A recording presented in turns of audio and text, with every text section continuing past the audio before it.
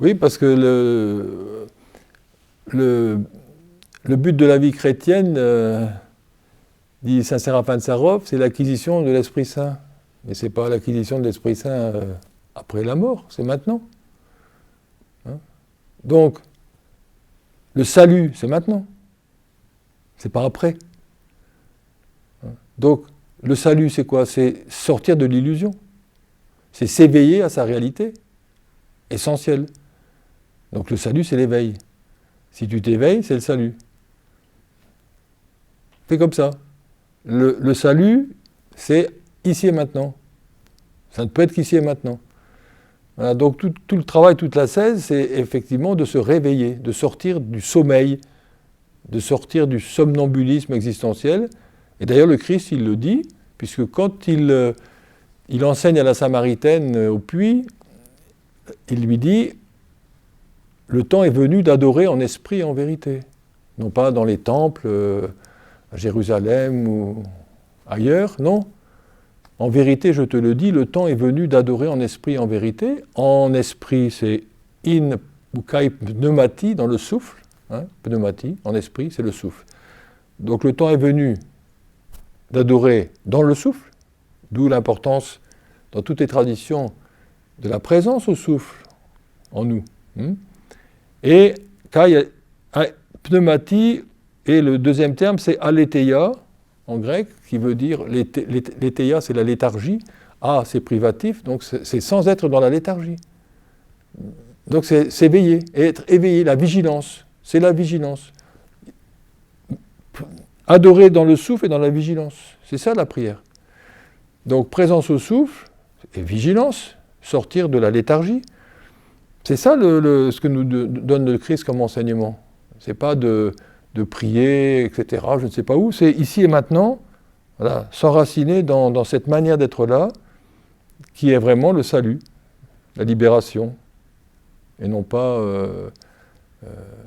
finir et continuer sa vie dans une sorte de somnambulisme, d'illusion, perdu dans le mental, dans les concepts, dans les pensées, dans les émotions.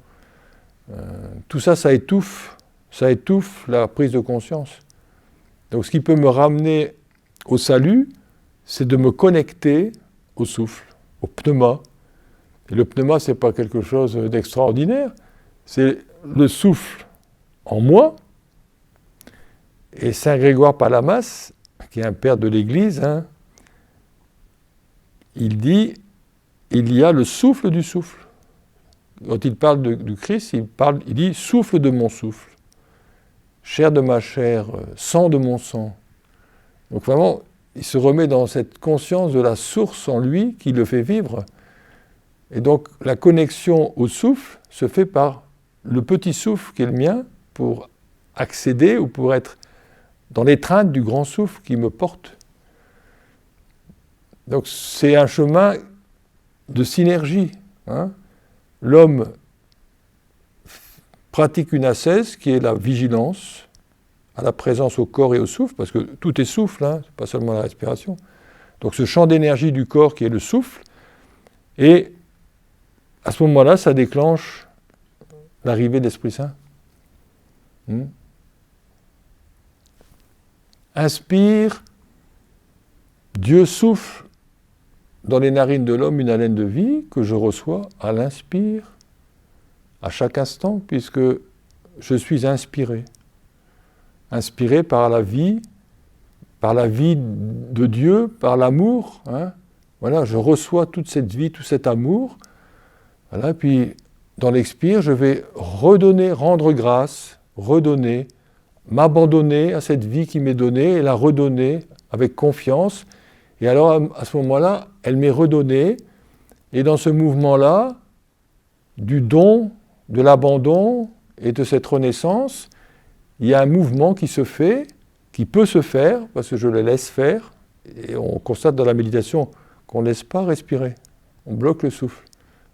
Et là, à partir du moment où peu à peu je libère le souffle, où je laisse respirer, où ça respire enfin, alors il y a le mouvement de la métanoïa, de la transformation. C'est-à-dire que je suis en chemin de transfiguration, on appelle dans le christianisme la déification, c'est-à-dire que je deviens cette lumière qu'on appelle Dieu. Deus, c'est la lumière. Je suis transformé, transfiguré. Et les pères disent devenir Dieu par grâce. Hein. Dieu s'incarne, Dieu devint homme pour que l'homme puisse devenir Dieu, c'est-à-dire entrer dans cette qualité divine et dans un chemin qui n'a pas de fin. Puisque Dieu est infini, l'homme est à l'image de Dieu. Donc c'est un mouvement, certains pères disent, de gloire en gloire, de beauté en beauté, de joie en joie, voilà, on ne peut pas imaginer. Mais on est vraiment dans ce mouvement sans fin de vie. Le Christ, il dit, je suis venu pour qu'ils aient la vie en surabondance.